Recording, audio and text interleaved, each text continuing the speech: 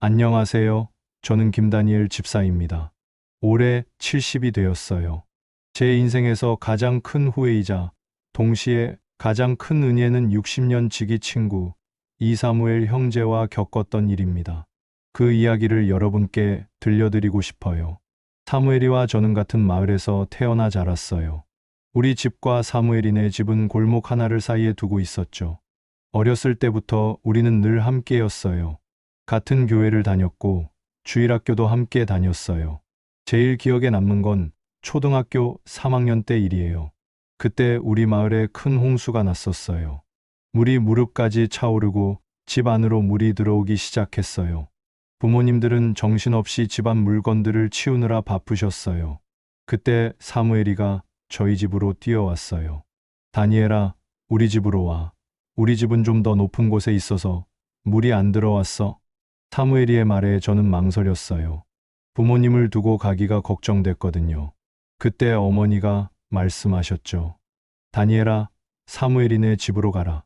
엄마 아빠는 괜찮으니까 너라도 안전한 곳에 있어야겠어. 그렇게 저는 사무엘이와 함께 그 집으로 갔어요. 그날 밤 우리는 손을 꼭 잡고 주기도문을 외우며 잠들었어요. 하늘에 계신 우리 아버지요. 그때부터 사무엘이는 제게 친구 이상의 존재가 되었어요. 신앙의 동반자였죠. 사무엘이는 공부를 잘했고 저는 그렇지 못했어요. 하지만 사무엘이는 절대 저를 무시하지 않았어요. 오히려 제가 모르는 성경 구절들을 열심히 가르쳐 줬죠. 덕분에 저도 성경 암송 대회에서 상을 받을 수 있었어요. 중학교 때는 첫사랑의 아픔도 함께 겪었어요. 사무엘이가 좋아하던 교회 선배 누나가 저를 좋아한다고 고백했을 때 저는 사무엘이를 위해 거절했어요. 그때 사무엘이가 얼마나 고마워했는지 모르겠어요. 다니엘아, 너야말로 진정한 형제다. 성경에 친구를 위하여 자기 목숨을 버리면 이보다 더 큰 사랑이 없나니라고 했는데 바로 너 같은 친구를 말하는 거야. 우리는 서로를 위해 무엇이든 할 수 있는 사이였어요. 결혼 후에도 우리는 같은 동네에 살았어요. 서로의 아이들을 함께 키우며 신앙으로 교육했죠. 기쁜 일, 슬픈 일 모두 함께 나누며 기도했어요. 아내들도 우리 우정을 이해해주고 존중해줬어요. 그렇게 60년이 넘는 세월을 함께 보냈어요. 사무엘이는 제 인생의 한 부분이었어요. 그래서 그날의 일이 더 아프게 다가왔나 봐요. 그날도 평소처럼 사무엘이와 함께 동네 공원 벤치에 앉아 있었어요. 따스한 봄 햇살을 받으며 교회 이야기, 손주들 이야기를 나누고 있었어요. 그런데 갑자기 사무엘이가 제 아들 이야기를 꺼내더군요. 다니엘아, 너희 큰아들 회사가 어렵다면서. 그래서 요즘 너한테 돈 빌리러 다닌다고? 순간 어이가 없었어요. 그런 일은 누구에게도 말한 적 없었거든요. 게다가 그 말투며 표정이 왜 그렇게 비아냥거리는 것 같았는지 60년 동안 한 번도 못 본 사무엘이의 모습이었어요. 그게 무슨 소리야? 누가 그런 소리를 해? 제가 따져 물었죠. 목소리가 떨리는 걸 느꼈어요. 에이, 다 알면서 교회 사람들 다 얘기하던데. 안 그러냐고? 사무엘이가 태연하게 대답했어요. 마치 일기예보를 말하듯 담담한 목소리였어요. 그 순간 화가 치밀어 올랐어요. 60년 동안 형제라고 생각했는데 이런 식으로 내 가족 얘기를 하다니 너무 실망스러웠어요. 남의 집 사정이나 신경 써! 제가 소리쳤어요. 사무엘이는 깜짝 놀란 듯 했어요. 제가 이렇게 화를 내는 걸 처음 봤나 봐요. 하지만 곧 그도 목소리를 높였어요. 뭐야? 내가 걱정돼서 하는 소리잖아. 형제 걱정도 못하냐? 그게 무슨 걱정이야? 뒷담 하나 하고 다니면서. 우리의 말다툼은 점점 격해졌어요. 주변을 지나가던 사람들이 우리를 쳐다보기 시작했어요. 그 중에는 같은 교회를 다니는 성도들도 있었어요. 난 내가 이럴 줄 몰랐어. 사무엘아, 60년 동안 뭘 한 거야? 이렇게 남의 불행을 즐기려고? 뭐? 내가 언제 너희 불행을 즐겼어? 난 그저 걱정돼서. 걱정? 그래, 내가 걱정을 그렇게 하는 줄 몰랐네. 앞으로 그런 걱정은 하지 마. 내 걱정은 내가 할 테니까. 말을 마치고 저는 벤치에서 벌떡 일어났어요. 다리가 후들거렸어요. 꿋꿋이 서려고 노력했죠. 사무엘이의 얼굴은 불그락푸르락했어요. 사무엘아, 우리 그만 보자. 60년 우정 여기서 끝내자. 제 말에 사무엘이의 얼굴이 창백해졌어요. 다니엘아, 잠깐만. 내 말은 그런 뜻이 아니었어. 하지만 저는 이미 돌아서고 있었어요. 사무엘이의 목소리가 점점 멀어지는 걸 들으며 저는 빠른 걸음으로 그 자리를 떠났어요. 집으로 돌아오는 길에 눈물이 멈추지 않더군요. 60년 우정이 이렇게 허무하게 끝나다니 믿기지 않았어요. 집에 도착해서야 제가 한 행동을 되돌아볼 수 있었죠. 너무 과하게 반응한 걸까 하는 생각도 들었지만 사무엘이의 말과 태도가 자꾸 떠올라서 마음이 쓸쓸했어요. 다음날 아침 사무엘이에게서 전화가 왔어요. 하지만 저는 받지 않았어요. 그 다음 날도 일주일 동안 사무엘이의 전화를 받지 않았어요. 마음 한구석에서는 사무엘이의 목소리를 듣고 싶어 했지만 다른 한편으로는 아직 마음의 준비가 되지 않았거든요. 그 일 이후로 저는 사무엘이와 연락을 완전히 끊었어요. 처음엔 괜찮은 줄 알았어요. 저런 사람과는 안 만나는 게 더 좋겠다고 생각했어요. 하지만 시간이 지날수록 외로움이 밀려오더군요. 아침에 일어나면 혼자 성경을 읽어요. 찬송을 부르지만 목소리가 나오지 않았어요. 가끔 아들이 전화를 하지만 바쁘다며 금방 끊어버리곤 해요. 그럴 때마다 가슴이 먹먹해져요. 어느 날 마트에 장을 보러 갔다가 우연히 사무엘이를 마주쳤어요. 서로 눈이 마주쳤지만 아무 말 없이 지나쳤어요. 집에 돌아와 한참을 울었어요. 60년 우정이 이렇게 끝나는 걸까 하는 생각에 가슴이 아팠어요. 그날 이후로 저는 집 밖으로 나가는 것을 꺼리게 됐어요. 사무엘이를 마주칠까봐 두려웠거든요. 교회 모임에도 나가지 않았어요. 사무엘이가 거기 있을지도 모른다는 생각에 가슴이 떨렸어요. 그렇게 저는 점점 더 세상과 단절되어 갔어요. 밤이면 혼자 앉아 창밖을 바라보곤 했어요. 별이 반짝이는 하늘을 보며 사무엘이와 함께 보냈던 시간들을 떠올렸어요. 어릴 적 별자리를 찾으며 꿈꾸던 미래, 서로의 결혼식 때 기쁨의 눈물, 아이들을 키우며 나눴던 기도 제목들. 그 모든 추억이 이제는 아픔으로 다가왔어요. 가끔은 화해하고 싶다는 생각이 들기도 했어요. 하지만 그때마다 사무엘이의 말들이 떠올라 마음을 다잡곤 했어요. 그래, 이제 그만 잊자. 나 혼자서도 잘 살 수 있어 라고 스스로를 달래었어요. 하지만 정말 그럴 수 있을까요? 60년 동안 함께한 형제를 그렇게 쉽게 잊을 수 있을까요? 저는 날이 갈수록 더 혼란스러워졌어요. 이 상황을 어떻게 해결해야 할지 밤마다 이불 속에서 고민했어요. 그러던 어느 날 TV에서 오래된 친구와 다시 만난 할아버지들의 이야기가 나왔어요. 서로를 보자마자 울면서 끌어안는 모습에 저도 모르게 눈물이 났어요. 그 순간 깨달았죠. 제가 얼마나 사무엘이를 그리워하고 있는지를. 하지만 여전히 용기가 나지 않았어요. 어떻게 다가가야 할지, 무슨 말을 해야 할지 모든 게 어렵게만 느껴졌어요. 그렇게 또 하루하루가 흘러갔습니다. 그러던 어느 날 옛날 사진첩을 뒤적이다가 사무엘이와 찍은 사진들을 발견했어요. 까만 교복을 입고 활짝 웃고 있는 우리의 모습, 서로의 결혼식에서 들러리로 선 모습, 아이들 돌잔치에서 함께 찍은 사진들. 인생의 중요한 순간마다 사무엘이가 함께였다는 걸 새삼 깨달았어요. 사진을 보며 추억에 잠기다 보니 눈물이 흘렀어요. 그때가 얼마나 행복했었는지, 사무엘이와 함께 웃고 울던 그 시절이 그리워졌어요. 특히 눈에 띄는 한 장의 사진이 있었어요. 우리가 20살 때 찍은 사진이었죠. 둘 다 꿈에 부풀어 있던 시절이에요.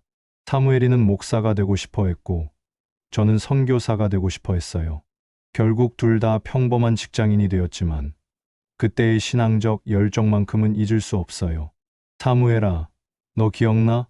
우리 꿈 이야기하면서 밤새 기도하던 거. 저도 모르게 중얼거렸어요. 그 순간 갑자기 가슴이 찌릿하게 아파왔어요. 이렇게 소중한 추억을 가진 사람과 어떻게 이렇게 쉽게 헤어질 수 있었을까요? 하지만 동시에 사무엘이의 그날 말들이 떠올랐어요. 한숨이 나왔어요. 사진첩을 넘기다 보니 우리의 인생이 파노라마처럼 펼쳐졌어요.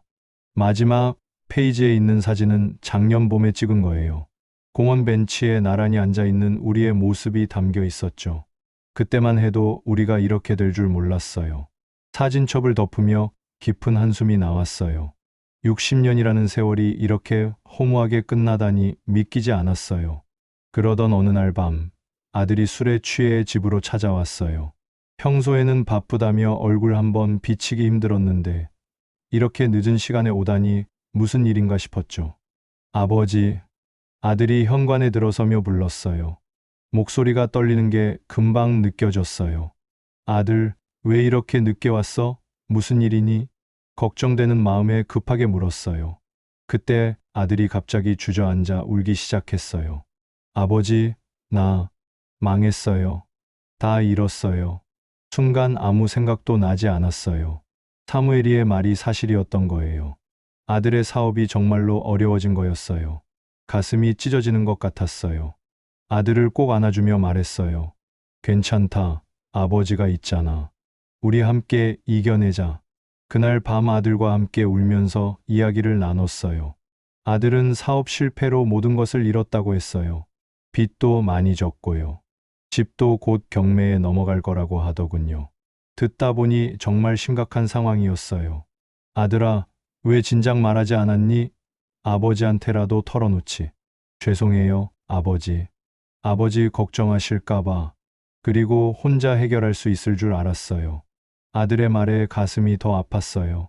내 아들이 이렇게 힘들어하고 있었는데 난 전혀 몰랐다니. 한편으로는 사무엘이의 말이 떠올랐어요. 그때 사무엘이가 들은 소문이 사실이었던 거예요. 아버지가 어떻게든 도와줄게. 우리 함께 이겨내자. 아들의 등을 쓸어주며 말했지만 사실 저도 어떻게 해야 할지 막막했어요. 제가 가진 돈이라곤 얼마 없는 퇴직금뿐이었으니까요. 그날 밤 아들은 제 집에서 잤어요. 오랜만에 아들과 함께 있으니 마음이 조금은 편안해졌어요. 하지만 동시에 불안감도 커졌죠. 앞으로 어떻게 해야 할지, 이 상황을 어떻게 극복해야 할지. 잠들기 전 문득 사무엘이가 떠올랐어요. 예전 같았으면 이런 일이 있을 때 제일 먼저 사무엘이에게 기도 부탁을 했을 텐데 이제는 그럴 수도 없다는 생각에 더 서글퍼졌어요. 다음 날 새벽 저는 일찍 일어나 기도실로 들어갔어요. 무릎을 꿇고 하나님 앞에 엎드렸어요. 하나님 아버지, 제가 잘못했습니다. 사무엘이 형제를 미워한 것도 60년 우정을 한순간에 버린 것도 모두 제 죄입니다. 그리고 제 아들을 도와주세요. 길을 열어주세요. 기도하는 중에 성령님의 음성이 들렸어요. 다니엘아, 내 형제 사무엘을 용서하라. 그가 먼저 너에게 다가갔을 때도 너는 마음을 닫았구나. 이제라도 내가 먼저 손을 내밀어라. 그 순간 깨달았어요. 복지관에서 만났을 때 사무엘이가 먼저 말을 걸었던 게 우연이 아니었다는 걸. 하나님께서 화해의 기회를 주셨는데 제가 그 기회를 거부했던 거예요. 성경을 펼쳤어요. 마태복음 18장 21절부터 22절이 눈에 들어왔어요.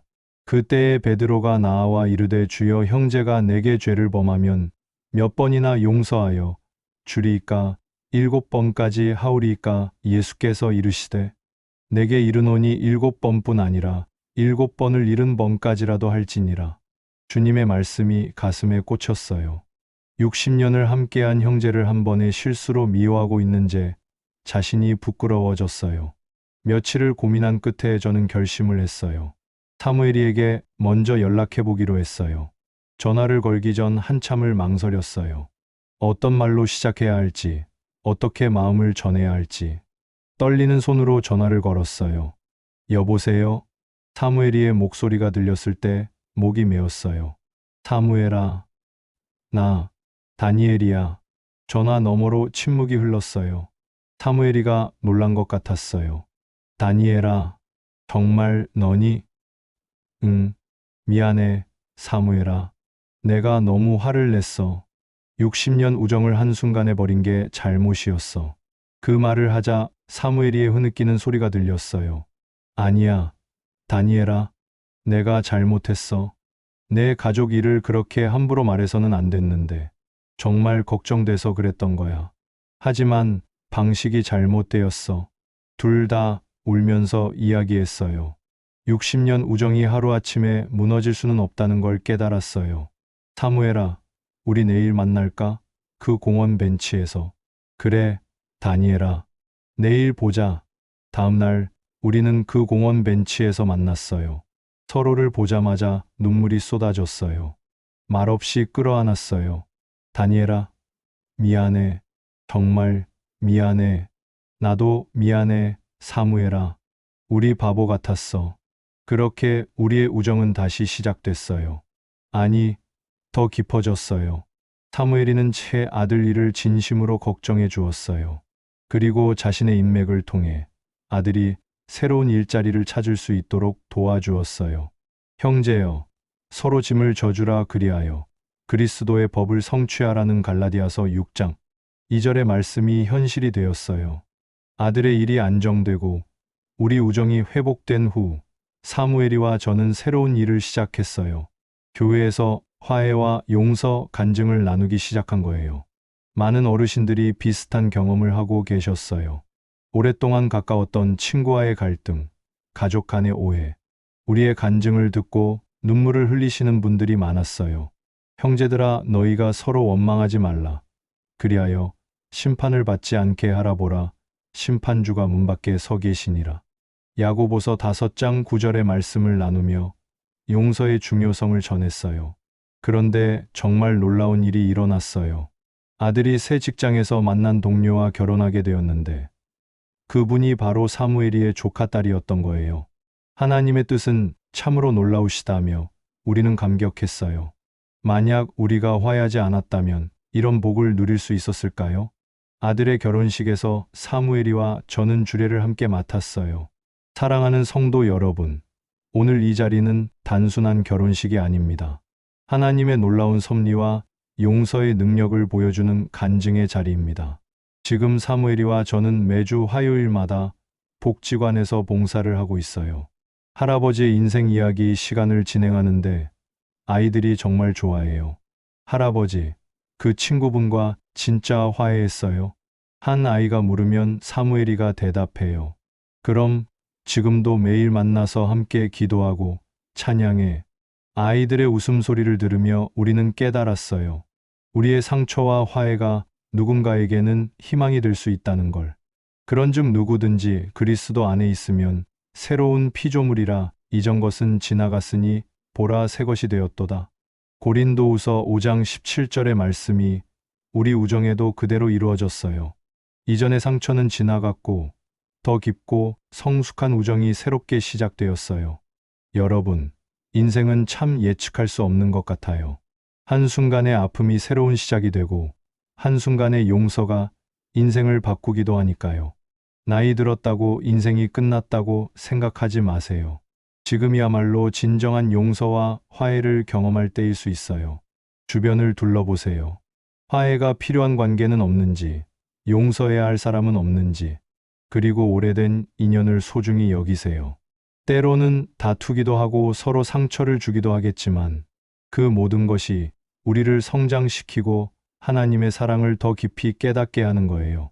용서하고 화해할 줄 아는 것, 그것이 진정한 그리스도인의 모습이 아닐까요? 여러분의 인생이 아직 끝나지 않았다는 걸 기억하세요. 새로운 도전, 새로운 인연, 새로운 시작, 그 모든 것이 여러분을 기다리고 있어요. 용기를 내세요. 여러분은 할 수 있어요. 인생은 끝없는 여정이고 지금 이 순간이 바로 새로운 시작일 수 있어요. 여러분의 지혜와 경험은 누군가에게 큰 도움이 될 거예요. 주변을 돌아보고 작은 것부터 시작해 보세요. 그 작은 시작이 여러분의 인생을 더욱 풍요롭게 만들어 줄 거예요. 함께 힘을 모아 더 나은 세상을 만들어 갑시다. 노년의 행복한 삶을 살기 위해 지혜롭게 그리고 사랑으로 살도록 해요. 무엇보다 하나님의 무한한 용서와 사랑을 기억하세요. 베드로가 예수께 나아와 이르되 주여 형제가 내게 죄를 범하면 몇 번이나 용서하여 주리이까 7번까지 하오리이까. 예수께서 이르시되 내게 이르노니 7번뿐 아니라 7번을 70번까지라도 할지니라. 마태복음 18장 21절에서 22절의 이 말씀처럼 하나님의 용서는 무한합니다. 우리도 서로를 무한히 용서할 때 참된 평화와 기쁨을 누릴 수 있어요. 사무엘이와 저의 이야기가 여러분에게 작은 희망이 되길 바랍니다. 용서하고 화해하는 것, 그것이 진정한 그리스도인의 모습이 아닐까요? 그러므로 형제들아, 더욱 힘써 너희 부르심과 택하심을 굳게 하라. 너희가 이것을 행한즉 언제든지 실족하지 아니하리라. 베드로후서 1장 10절의 말씀처럼 우리는 하나님의 부르심을 받은 자들입니다. 서로 사랑하고 용서하며 살아가는 것이 바로 그 부르심에 합당한 삶이에요. 지금도 사무엘이와 저는 매일 아침 함께 기도하며 하루를 시작합니다. 60년 우정이 70년, 80년이 되도록 하나님 앞에서 동역하며 살아갈 것입니다. 혹시 여러분 중에도 화해하고 싶은 친구나 가족이 있으시다면 오늘부터라도 용기를 내어 보세요. 먼저 손을 내미는 것이 부끄러운 일이 아니에요. 그것이야말로 하나님이 가장 기뻐하시는 일이니까요. 화평하게 하는 자는 복이 있나니 그들이 하나님의 아들이라 일컬음을 받을 것이며, 마태복음 5장 9절의 말씀처럼 화평을 만드는 자가 되어 보세요. 여러분이 먼저 용서하고 화해할 때 하나님의 놀라운 역사가 일어날 것입니다. 마지막으로 여러분께 이 말씀을 전하고 싶어요. 사랑은 오래 참고, 사랑은 온유하며 시기하지 아니하며, 사랑은 자랑하지 아니하며, 교만하지 아니하며, 무례히 행하지 아니하며, 자기의 유익을 구하지 아니하며, 성내지 아니하며, 악한 것을 생각하지 아니하며, 불의를 기뻐하지 아니하며, 진리와 함께 기뻐하고, 모든 것을 참으며, 모든 것을 믿으며, 모든 것을 바라며, 모든 것을 견디느니라. 사랑은 언제까지나 떨어지지 아니하느니라. 고린도전서 13장 4절에서 8절까지의 말씀입니다. 이것이 바로 우리가 추구해야 할 사랑이에요. 60년을 함께한 사무엘이와 저도 이런 사랑을 배워가고 있습니다. 완전하지 않은 우리이지만 하나님의 사랑 안에서 서로를 용서하고 이해하며 살아가고 있어요. 여러분도 이런 사랑을 경험하시길 바랍니다. 여러분의 인생에도 이런 놀라운 화해와 용서의 은혜가 임하기를 간절히 기도합니다. 하나님께서 여러분과 함께 하시기를 축복합니다. 여러분도 혹시 가족이나 친구와 다투었다가 화해하고 용서했던 경험이 있으신가요? 아니면 지금도 화해하고 싶은 사람이 있으신가요? 여러분의 소중한 경험담을 댓글로 나눠주세요. 서로의 이야기를 통해 용서와 화해의 용기를 얻을 수 있을 것입니다. 또한 이런 상황에서 어떻게 마음을 다스려야 할지, 어떻게 먼저 다가가야 할지 고민이 있으시다면 함께 나누어요. 우리는 모두 하나님 안에서 한 가족입니다. 기도 제목이 있으시다면 댓글로 남겨주세요. 화해가 필요한 관계를 위해, 용서할 용기를 위해, 상처받은 마음의 치유를 위해 함께 기도하겠습니다. 두세 사람이 내 이름으로 모인 곳에는 나도 그들 중에 있느니라. 마태복음 18장 20절의 말씀처럼 함께 기도할 때 주님께서 우리 가운데 계십니다. 여러분의 간증과 기도 제목을 댓글로 나눠주세요. 함께 기도하며 하나님의 은혜를 나누어요. 이 영상이 여러분에게 도움이 되셨다면 구독과 좋아요, 알림 설정 부탁드립니다. 여러분의 작은 관심이 더 많은 분들에게 용서와 화해의 메시지를 전하는 힘이 됩니다.